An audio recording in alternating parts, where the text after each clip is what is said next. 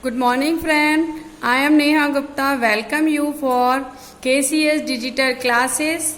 Today our subject is English. So, shall we start? Our first chapter, Little World of Mud.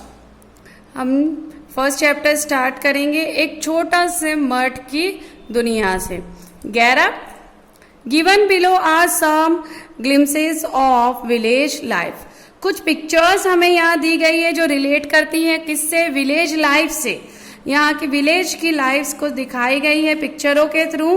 Right one sentence below each picture. आपको हर picture के नीचे एक sentence लिखना है जिसमें आपको डिस्क्राइबिंग द एक्टिविटी शोज, जो भी एक्टिविटी उस पिक्चर में हो रही है उसको डिस्क्राइब करते हुए यहाँ पे एक सेंटेंस लिखना है। So read and discover. Before that ये चैप्टर जो इसके ऑथर है वो है Ruskin bond.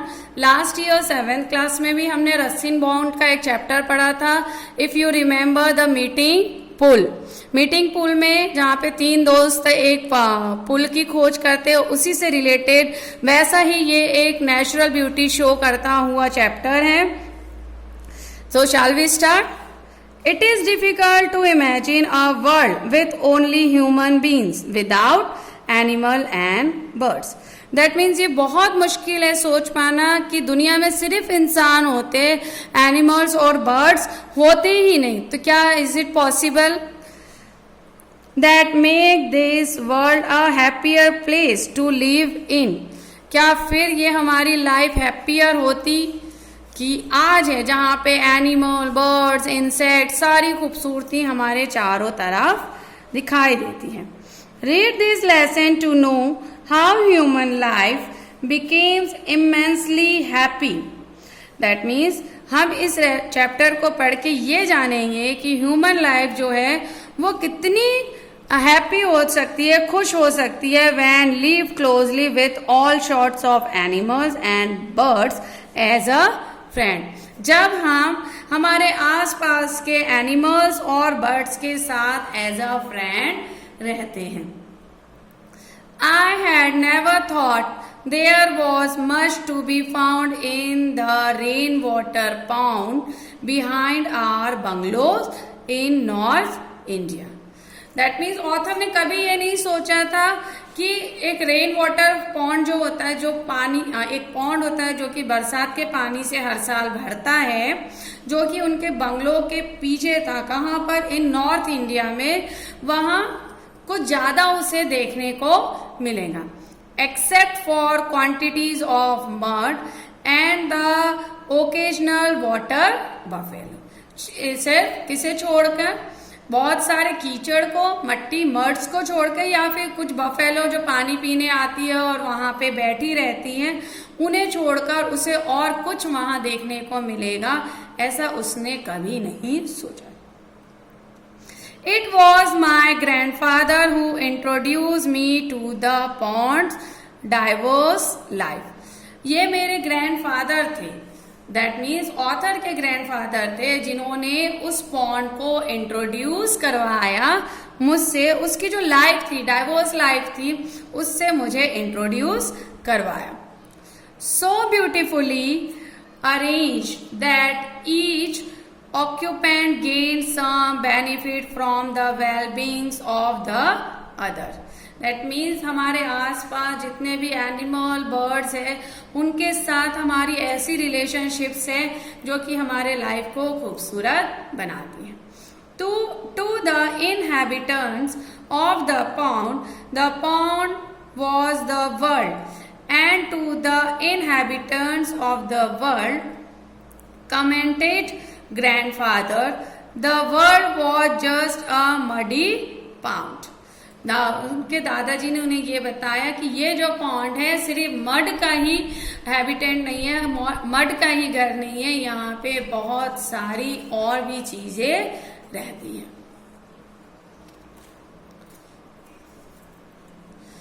When grandfather first showed me the pond world, he choose a dry place in the shade of an old peepal tree. जब grandfather मुझे ये दिखाना चाहते थे कि पॉन्ड का जो वर्ल्ड है वो बहुत बड़ा है या बहुत खूबसूरत है, तो उन्होंने एक सूखी सी जगह पसंद करी, चूज करी। वो कहाँ पे थी? एक पीपल के पेड़ के नीचे। Where we sat for an hour, जहां पे हम कई घंटों तक बैठे रहते थे। Gazing steadily at the thin green scum on the water, the buffaloes had not arrived for their afternoon dip. वहां पर बैठ के वो चारों तरफ हरियाली देख रहे हैं, पानी में जमे हुए काई को देख रहे हैं। अब तक जो है वहां पे क्या नहीं आई है? बफेलो अपने दोपहर की नहाने के लिए या डुबकी लगाने के लिए अब तक वहां नहीं है। And the surface of the pond was undisturbed, जिस कारण से अब तक जो है पॉन्ड की सरफेस डिस्टर्ब नहीं हुई है। For the first 10 minutes we saw nothing, पहले 10 मिनट के लिए हमें वहां पर कुछ भी दिखाई नहीं दिया। Then a small black blobs appear in the middle of the pond, तभी कुछ समय के बाद काले काले छोटे छोटे बॉल से वहां पर बाहर निकलते हुए दिखाई दिए पॉन्ड के बीच में। ग्रेजुअली इट रोज हायर, धीरे धीरे वो क्या कर रहे हैं? धीरे धीरे वो ऊपर आ रहे हैं। Until at last we could make out a frog's head, और लास्ट में वहां से क्या निकलता है? एक फ्रॉग का चेहरा जो है वहां से बाहर निकलता है। It's big eyes steering hard at us, उसकी बड़ी बड़ी आंखें जो है हमें घूर रही है, हमें देख रही है कि ये कौन आके किनारे पे बैठा हुआ है। The frog did not know if we were friend और एनिमीज, अब फ्रॉग ये नहीं जानता कि हम उसके दोस्त हैं या फिर उसके दुश्मन हैं। So he kept his body out of sight, उसने क्या किया? अपनी बॉडी को हमारी नजरों से ओझल कर दिया। A heron his mortal enemies might have been wading about in search of a meal, that means heron जो कि फ्रॉग को खाते हैं, हो सकता है कि उसे लग रहा हो कि वो यहां नहीं घूम रहा हो उसे खाने के लिए। When Mr. Frog had made sure that we were not herons, he passed this information on to his friend and neighbors.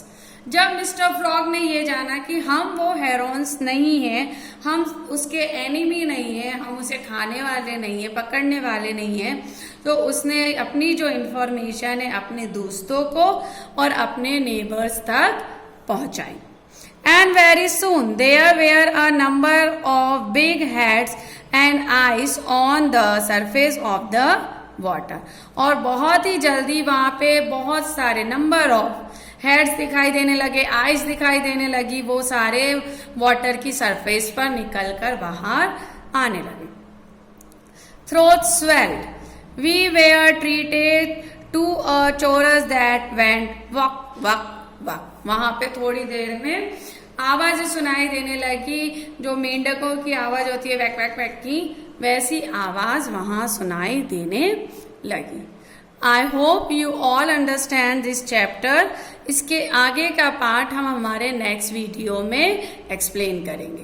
Thank you.